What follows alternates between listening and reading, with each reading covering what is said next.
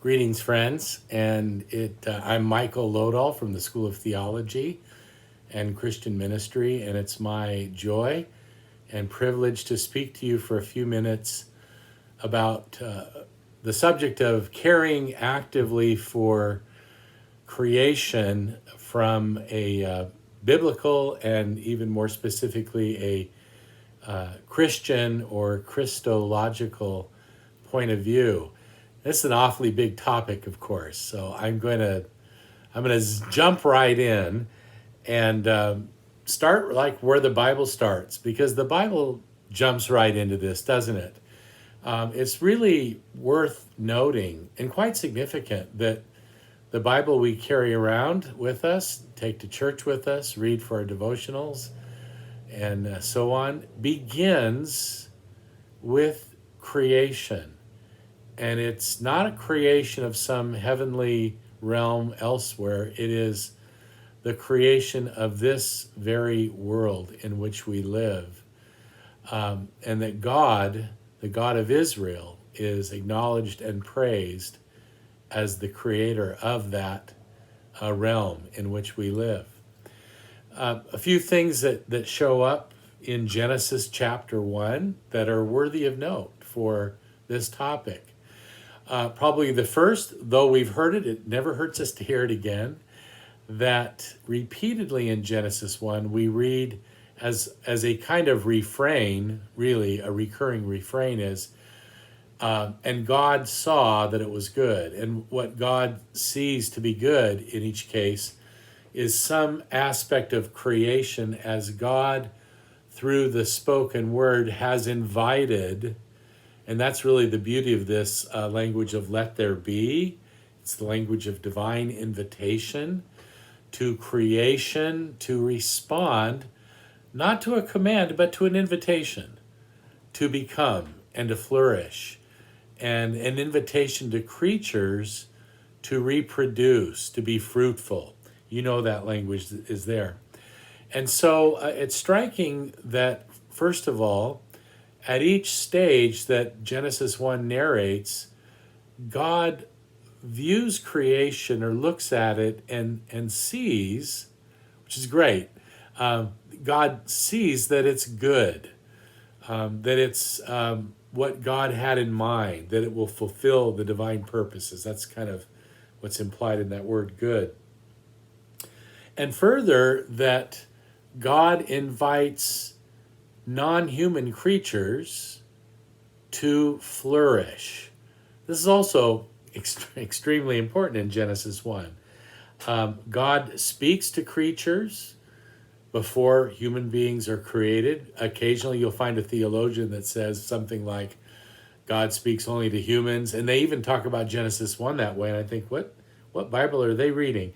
God saw that it was good. God blessed the creatures of the waters, the great sea monsters, and so on. And in verse 22, and says to them, be fruitful and multiply and fill the waters in the seas, and let the birds multiply on the land. So you have both God's recognition of the goodness of material creation, including, of course, the act, the very possibility of reproduction among creatures, and that God invites, and indeed, invites, we'll just say that, invites these creatures to flourish, to reproduce themselves. And then, of course, in verse 26, God creates Adam. The Hebrew word Adam is the term for humanity. It can stand for one human or all of humanity together, as it does in verse 26. Let us make Adam, some translations say humankind, in our image. And of course, in our likeness. And we're told that God created Adam, male and female. So already we understand that Adam isn't just one single person, but it's a term that stands, and not even just for the two original. Genesis 1 includes you and me. We are all we are all part of humanity, humankind identified as Adam or Adam in Genesis 1. And what's really important to see is that being created in God's image, pretty much like any vocation that God gives to a creature, especially human ones, is never an end in itself. A calling or a vocation is inevitably in behalf of some others. Inevitably. And so in Genesis 1, when God creates and calls Adam to bear the divine image, it's in behalf of all the other creatures that God has already made, that God has already called good, and that God has already blessed and spoken with and said, hey, go make babies, be fruitful and multiply. So that Genesis 1 encourages a view of God's creation as a place of abundance and of flourishing for all creatures.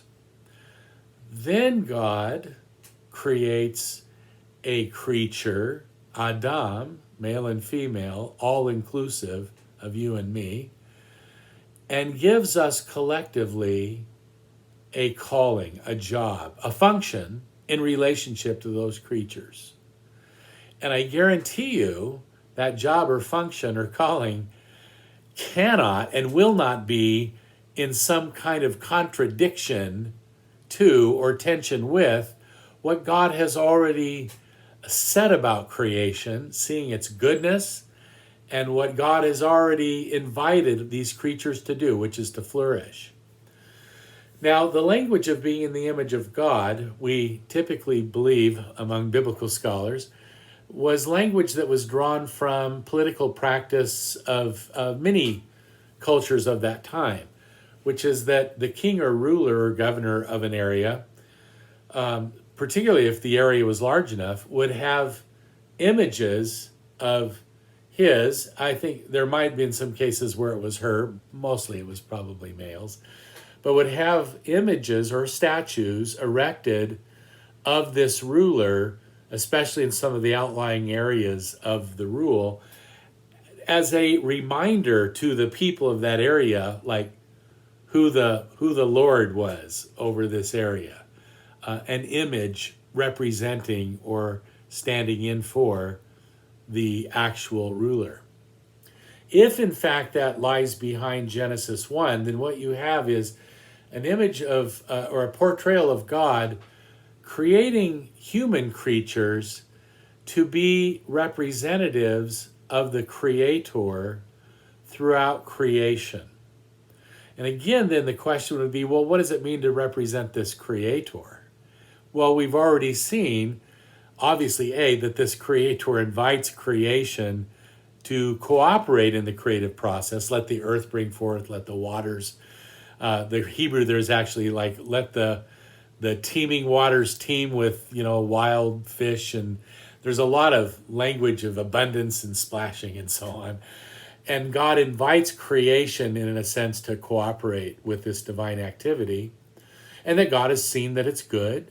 And that God invites all these creatures, as we've said, to flourish. The human role is to guarantee that, in fact, creation functions in the way in which the Creator intends. That is our calling. We have often misunderstood what it means to be created in God's image and made it into sort of a notion of privilege. This is so typical of us, isn't it? To take a divine vocation and make it about us and our privilege, or God thinks we're special and so on, as though that were the end of the story. If you can remember this, that in the Bible, anytime anybody is called to a task or elected, commissioned, it's always in behalf of. Israel was chosen by God in behalf of all the nations of the world. Jesus calls his disciples really in behalf, first of all, of the renewal of Israel's calling to be a light to all those nations. It's always about a bigger picture, a more expansive embrace by God. And in Genesis 1, that embrace is of all creatures. Now, as I finish my little thoughts about Genesis 1 and near the end of my talk, it's critical that as Christians we remember always that in the New Testament, Jesus is identified as the image of God. The Greek word there, some of you will recognize, it has purchase in popular culture, that Jesus is the icon of God. An icon means the visible representation. Now, that's part of a Christian, well, it's at the heart of a Christian understanding of God, including when we as Christians go back to Genesis 1 and read that text through a Christological lens, that is, through the person, the words, the deeds, the very life of Jesus as our ultimate revelation, the icon, the visible appearing of God as a human among us. This is why Jesus is also identified as the second Adam, or the ultimate Adam, by the Apostle Paul a few times. So we go back, in other words, to Genesis 1 and plug in Jesus, in a sense, the revelation given to us through Jesus, so that we understand even more fully the character, the sacrificial love of this God who invited creation to become. Let there be this, let there be that. And it's that image of God given to us by and through Jesus Christ that really begins to shed even newer light on our human calling, a calling that's never taken away from us in the Bible, to be God's representatives, to be visible images of God, particularly as Christians redeemed through Jesus, to reflect the love and the tender care of the Creator for all that God has made. Look it up in Psalm 145, verse 9. John Wesley loved that verse.